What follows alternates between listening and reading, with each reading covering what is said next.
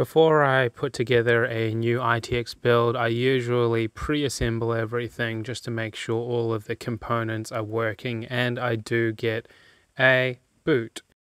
So at the moment I am just inserting the Pico PSU into the 24-pin connector.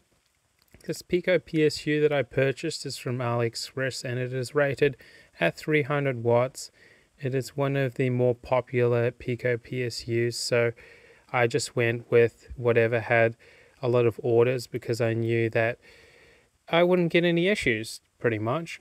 So at the moment I was just trying to get it seated and clicked in. The thing with this Pico PSU is that it is a little bit sensitive because it's not really on any cables or anything. It's literally just a PCB thingy plugged straight into the 24 pins. So I had to make sure that I didn't bend it around too many times. And then the CPU 8-pin connector goes in, and that went in fine.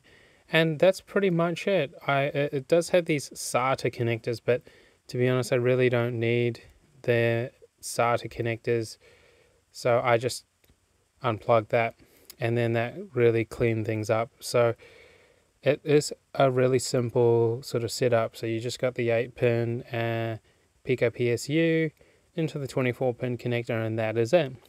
Now the cool thing is, with this low profile 3050 GPU, it does not take any external power connectors, so it's going to be super cool and power efficient, which is what I'm after in this really small 3.8 liter build.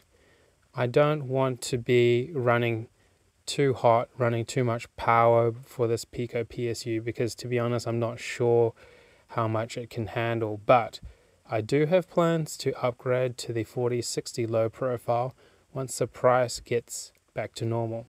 And here goes the 12-volt power brick that I'll be using with this Pico PSU. It has a 2.5mm connector that will be going into the power plug on the Pico PSU.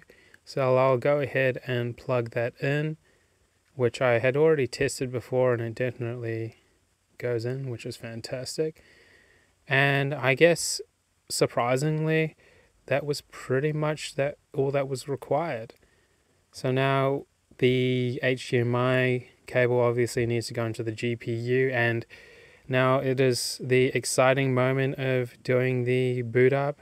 Just tripping those pins out for the power switch. Ding dong. First thing I noticed is that the Pico PSU has got this crazy blue light on it, so obviously I know that that's working. The CPU fan is spinning, and the first thing I noticed was how quiet this Thermalright fan is. It is absolutely fantastic.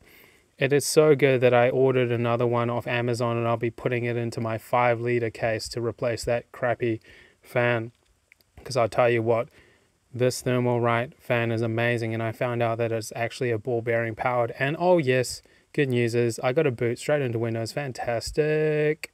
So that means that all the components work. And boy, oh boy, does this look cool. I mean, I just love this low profile GPU and those little fans spinning. It just looks great. And I can't believe how silent and quiet this machine is. I just really love the look of this little GPU, and I'm hooked. I'm absolutely hooked at this setup. I really look forward to building out the 3.8 liter case, and we'll see what happens, to be honest. But look at that little GPU spinning. Excited to put this together.